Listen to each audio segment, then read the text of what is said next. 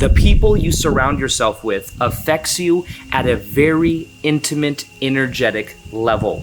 The people around you, you are absorbing their belief systems, you're absorbing their sense of self-esteem, you're absorbing some of their habits even, the way they view you, the way they view themselves.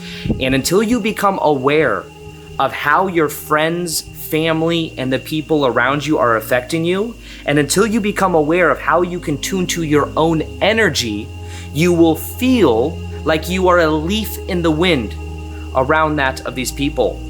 You may find yourself attracting toxic people into your life over and over again, asking yourself the question, why do I keep attracting this? Surely something with my energy isn't the reason they're coming.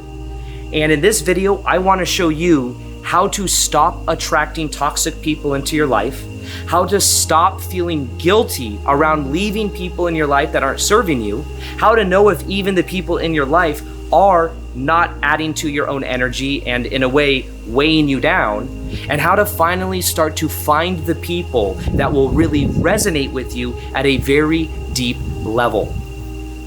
I was reading the book last night called Letting Go by Dr. David Hawkins. And in it, there's a chapter that's called The Company You Keep.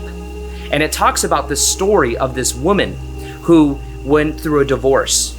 And what she did is that she then went to a group where she could feel like basically express her emotions. And it was a group of other divorced women. Now, what she found is by being in this group with other divorced women who had very negative, in a way, bitter perspectives of the masculine and of men in general, what ended up happening is she felt blocked. She felt stuck. She felt like, I went through this divorce and I want to heal, but I'm around people that have this very negative view on relationships, this negative view on men in general. And she couldn't attract good people into her life, and she couldn't attract men into her life that she really resonated with at a deep level. Well, one of the things that she eventually found is she left that women's group with bitter women that were basically mad at men. And she then went and she started being around people that had healthy relationships. She started being around people that elevated her own energy. And what she found was that in a very short period of time, she met people in her life that she resonated with at a deeper level, and she attracted a relationship with someone in her life that she has a very deep relationship with now. Now that story is very much a symbol for what we go through in our own lives. I noticed when I had a 9-to-5 job selling women's shoes, I mainly hung out with, guess it, other people that not just people that sold women's shoes, but I hung out with other people that worked 9-to-5 jobs they didn't like. And we would, in a way, rationalize it. Man, I have this manager I don't like. I have to go to the work here. I wanted vacation time, but they didn't give it to me. And what ended up happening is I was, in a way, locked in a certain reality, surrounded by people that also didn't like their jobs. Funny enough, I also would only date women subconsciously that work 9-to-5 jobs they hate, because I worked a 9-to-5 job I hate. And by the way, I know people that work 9-to-5 jobs that love their job, that meet and are in relationships with other people that do what they love. This is more of a reflection, but in my life, I have recognized that the people surrounding me are reflecting something back to me. And many times they may be reflecting back to yourself energies that in a way you've simply decided to familiarize. Now, I've also had it to where I attracted people that reflected a certain childhood dynamic back to me. Like, for example, some of you know the story if you know my channel, but the ex-stepmom energy, she was in my life from 7 to 17. And all of my videos, by the way, I used to say 7 to 15. Found out when I went to my dad's in Vegas recently, it was 17 years old when the divorce happened. And basically, I realized that the story in my mind was different than even what was actually happening. However, funny enough, I would attract people into my life, even after she left my life at 17, to reflect back that controlling dynamic. And I was always fighting for my freedom. And one of the reasons we tend to attract toxic people into our lives is because toxic people in our lives feel familiar. They feel familiar. And if toxic people in our lives feel familiar, what I want to encourage you to ask yourself was there an energy from your childhood that maybe was toxic, that was familial? Familial. Which is similar to the word family, right? Familial, family. Familiar. we're in a way trying to recreate the similar dynamics from our childhood, and unless we learn the lesson, we will continue to do so. And the lesson that I had to learn, and I could tell even my dad had to kind of learn, it's still maybe going through the process of it, because it is what happens is you get people that are empaths, people that can feel other people's energies, and what they do is they may attract people into their lives that are narcissists, controlling, manipulative. One has a false sense of self that is overt, controlling, and manipulative, and the other one feels super sensitive. And one of the things is that may feel familiar to be the empath that is around other people that have this very strong false sense of self. And you may be, what are narcissists teaching empaths? You could say empaths are teaching narcissists how to be more empathic and loving, which of course might be hard. And some of the research shows that it's very rare that narcissists actually, depending on the level, of course, as well. But what can empaths learn from narcissists? The toxic side of narcissists. Empaths get to learn boundaries, how to set boundaries, how to say no more, how to stand up to the energy. There are certain people in my life that I can recognize have come into my life that have literally shown me this is how you create boundaries. This is how you stop feeding into their reality. And you also want to become aware of the payoff to some of this toxic energy as well. Now, a payoff is something we do that we believe we do, and we're not recognizing we're getting a certain payoff about it. A payoff is like a win, even though it might be toxic. So for example, an empath may be able to fix a narcissist and hold so much space for a narcissist and not even realize they're abandoning themselves to do so. But what are they getting out of it? I get to fix the narcissist. I get to be there for them. And if I can fix them, because I'm probably trying to fix my dad or my mom in some way, then I can finally feel whole and enough. So we project that onto other people and we keep them in our lives because there's this codependent energy of fixing people. Are you someone that fixes people or that believes you need to fix people? And subconsciously, could there be a deeper core there where you're trying to fix someone because there's a certain level of worthiness you're trying to prove? Sometimes we are trying to prove our sense of worthiness by fixing other people.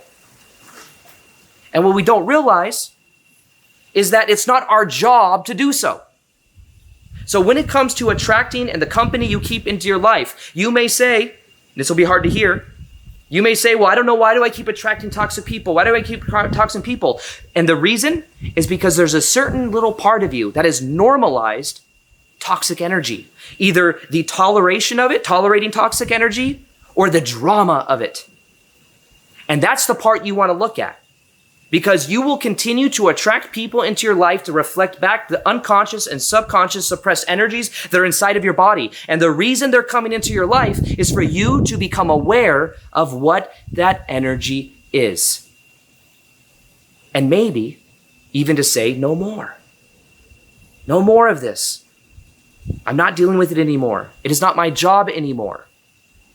So the people we attract into our life many times are there to reflect something back to us. Now, when I forgave my ex-stepmom back in 2012, a manager that I had working at Nordstrom's and Women's Shoes got fired within a week or two of me forgiving her. I stopped playing the victim is really what I did. And think about it, even for empaths or people that can feel other people's energies. I can feel everyone else's energy. It's not fair. This isn't everybody. I'm not saying this is you. But there's a lot of people. It's almost like I'm a leaf in the wind. And one of the biggest shifts in consciousness you'll make towards your power is when you shift out of victim mode, and the payoffs for being in victim mode, payoffs for me back in the day. Oh, I didn't have much of a childhood. There's always a controlling person in my life I have to fight against. This is all subconscious. But you stay in victim mode. When I forgave my ex-stepmom and I stopped being a victim, that manager left my life within a couple weeks. Even if that manager didn't get fired, I would have had more self-worthiness, more self-respect to leave. To leave a job that I had for 5 years if I didn't agree with the energy anymore. So a huge part of understanding why we attract toxic energy into our life is because there's a certain way we have tolerated toxic energy from the past. If you tolerate toxic energy from childhood or from familiar childhood dynamics as a kid, you might find yourself tolerating toxic energy from other people. So one of the most powerful things to become aware of is, where is this a familiar pattern of my past? Where is this a familial pattern of my past? And looking at that and seeing, is there a way I can start drawing my own sense from within? Is there a way I can start tuning to myself and knowing that if someone else has a problem, or if I set boundaries with someone else, that's their stuff to deal with, not yours? There's this interesting book I've been reading. It's called The Courage to be Disliked. And it's about something called Adlerian psychology. Now, Alfred Adler was a psychologist that's considered one of the grandfathers of psychology, among Freud and Carl Jung. And one of the things he talked about is this idea called the separation of tasks. Now, the separation of tasks is that basically all all problems are interrelational between people. And basically what it has to do with is understanding that you have your tasks. It's called the separation of tasks. You have your tasks that you're meant to deal with. That is how you feel about yourself. That is what your passion is. That's with you being yourself most authentically. And then what someone else wants from you, someone else's recognition or someone else's approval, if you want it from them, it is not your task to get their validation or their approval. That is their task. Trying to manage their task, you have 10 friends and they all have a different perception of you. You might find yourself you have to literally have a different frame of reality for every friend that you have. Think about the weight and the burden that carries on your shoulders. It's a lot. But what you can realize is that it's not your task to actually get their validation or approval. In the past, you may have thought that toxic energy was your thing to fix or your thing to come around with. Just because as kids, we're very slow to think that there's something wrong with mom and dad or their energy is toxic. So we internalize it. We say there's something wrong with me. So what we're really avoiding is we're avoiding the shame. We're avoiding the energy behind not wanting to feel not good enough. Instead of not feeling not good enough and of feeling the rejection, what we do is we say, I'm going to change my center of frame and I'm going to get everyone else's validation or approval. And then we abandon ourselves to do so, not recognizing that it's not our job. Now in the book, one of my favorite quotes recently I've read, it says, freedom is the courage to be disliked. Freedom, I guess it's the title of the book, but true freedom is not whether everyone likes you. The true freedom is whether you can be yourself and someone can dislike you and you're even okay with that. That's freedom. But a lot of us are familiarized and have tolerated and normalized not being free. So if you want to become free, one of the things you want to become aware of is what are the payoffs you're getting from maybe staying in the victim mode of the childhood pattern dynamics and of trying to heal, because the truth is we attract people into our lives as lessons until we get the lesson. They're a lesson and there's this book called 10 Rules of Life. One of the first rules is you will have a body. One of the other rules is there are lessons. The lessons never end. That's another rule. People are mirrors of you. That's another rule. And what happens, though, is there's lessons. People sometimes are in our life as lessons. And if you don't learn the lesson, you continue to attract it. Just like when I was 17, my dad divorced my ex-stepmom. I attracted a controlling girlfriend in my life for 4 years. I broke up with her. Within that month, I got transferred to a better shoe department with the same manager, that same type of manager as my ex-stepmom. Controlling, manipulative. Similar energy. I didn't get the lesson yet. You might attract emotionally unavailable people in your life. Now, the thing that's hard to see this, though, is there's a certain normalized, tolerated, toxic energy inside the body that is attracting these people. And my question to you is, how long until you learn the lesson? You learn how to, the separation of tasks, of only dealing with your own energy and not making it your responsibility to get other people's approval, validation, or to fix them. And is there maybe a codependent energy there where if I can fix you, you're never going to leave me? If I can fix you, it's like I'm fixing my mom or my dad. And if I fix you, you'll meet my needs, like mom and dad couldn't. But the problem is that you normally attract people into your life that reflect back the energy of that lack because that energy was active. So what you want to do is focus more on breaking down that belief system, because ultimately it's a belief. It's a belief that is rooted in that the external has what I want or need. The external has that of validation, approval, and safety. And once you realize that what you're really avoiding is a certain level of shame, of believing I'm not worthy, I'm not good enough. It's like the fear of rejection. But a huge part of this healing comes when you can actually have the courage to leap into the rejection, knowing if you do get rejected, it has nothing to do with you. It has nothing to do with you. I've had experiences in my life where certain things happen. I've had even at live events and things like that, where there's a certain energy and I could go in and be like, oh, maybe this specific thing happened because of some energy from my mom's lineage of the family and all of this stuff. And maybe it's like something I need to fix within myself. But then there was an eventual understanding that, oh, that's just not my stuff. Not that it's my mom's, but in the sense that like maybe if somebody else had a certain type of experience, or sometimes people that watch my content, they might believe I'm their twin flame or something like that, and I'm just not coming around to the fact that we're twin flames. I know this sounds ridiculous. But I'd be like, why does this keep happening? Why are some, every now and then there'd be someone that's kind of obsessed with me. And I think there's something wrong with me or something I'm not doing right. So the energy from my mom's lineage of family. But then I realized I don't have to live up to that expectation of like always having to hold that projection. It's like, that's just their own stuff to deal with. Probably, honestly, it's their stuff with their own mom and dad familiar dynamics that they're projecting onto me because I seem like an authority. We tend to treat people that we view as authority in a similar way that we may get weird around people that are like the energy from our parents. So understand that this energy that I'm talking about right now, this toxic energy that we may attract in other people. Now, until you draw boundaries, like think if you have friends and they're all overweight and then you want to go get in shape. Just from being around them, just from like anytime you go to the gym and they see you going to the gym, they may judge you. I'm not saying you don't have to like be a victim, leaf in the wind and like, oh, they're judging me, I can't go to the gym. You can hold your frame, but you want to start asking yourself, who am I surrounding myself with? Because one of the best ways to really elevate your vibration is to get around other people that have a certain vibration, that are focused on the same type of growth as you. One thing I'm going to be doing soon in my new community, it's completely free, is I'm going to be doing a Raise Your Vibration protocol. For raising your vibration, you're going to learn the frame technique, and also it's a community of other high vibe people. So if you do want to join that, I'll go and link it in the top of the description box below. You can join that group. I also do workshops and free meditations in there as well, like live meditations, tap into the group energy. But in general, a huge part of this process of transformation is understanding, one, that there are other people like you. But there's a toxic energy that has been normalized and tolerated, and you will not make room for them until you become aware of that energy and let it go. And part of this, too, is understanding that you can use your friends as a reflection for where you are. I have many friends, some of which I'm still close to, friends from high school. I see them every now and then when I go to Vegas, and I love it.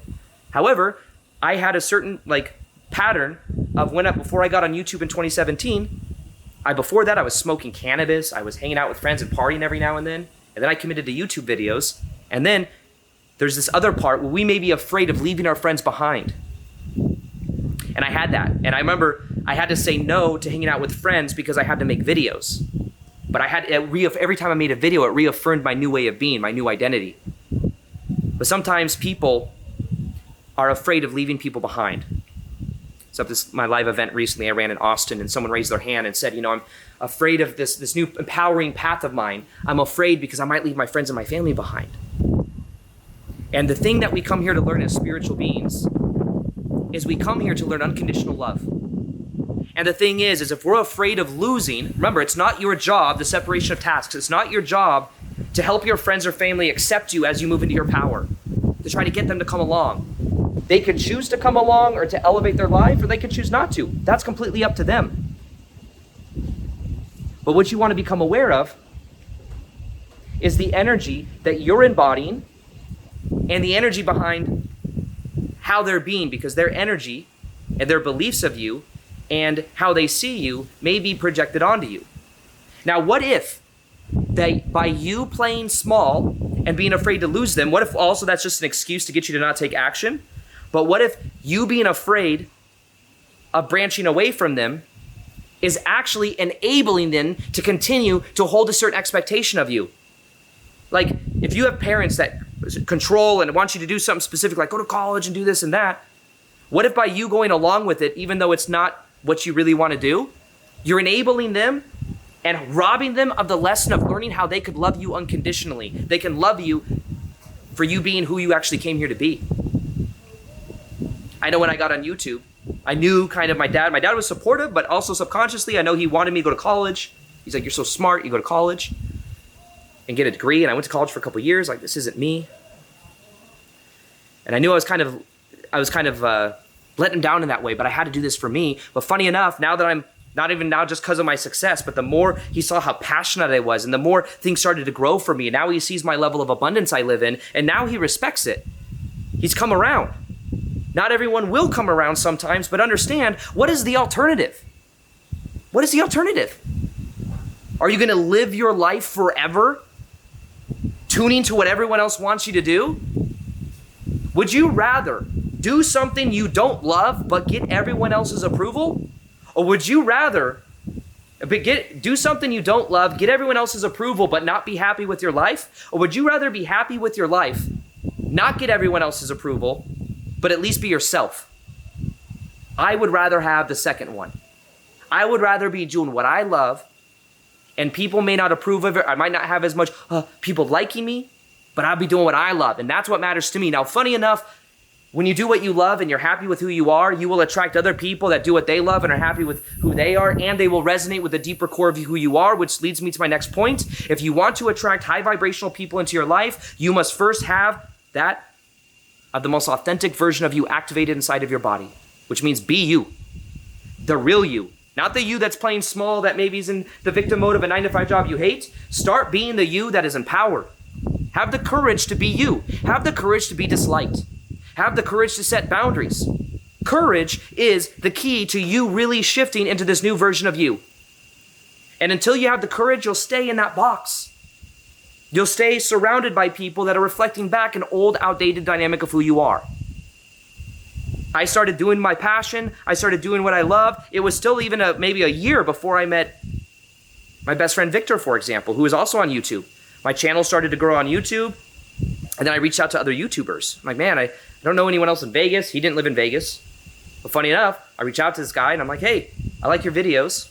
And part of it, what he talked about too, you want to know one of the ways I connected to him, is he had one video where he talked about the hermit phase of awakening.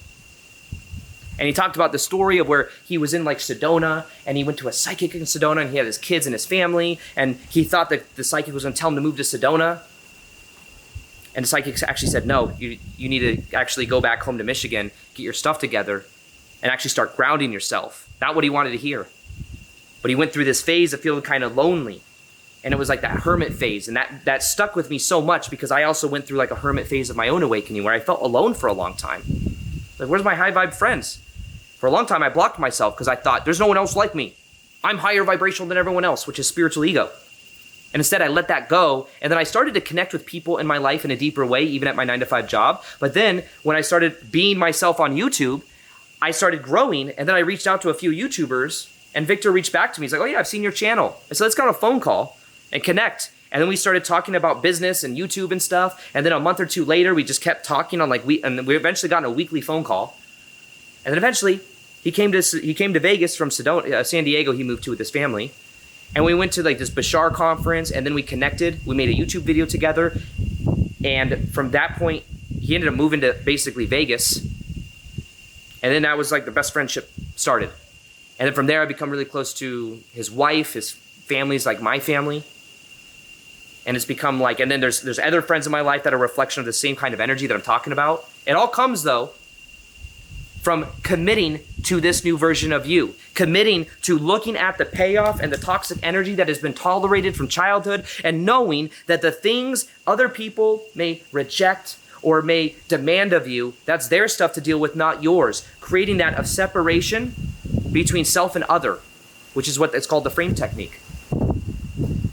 So, like I said, one thing I will be doing soon is in that live group, I'm going to be doing a whole frame technique like course that I'll just put into a course for free, show you exactly what to do with guided meditations. I'll go ahead and link that below. And then also, if you want to check out a video that's on the frame technique that goes really deep in the whole process, I'm going to go ahead and link that video right here.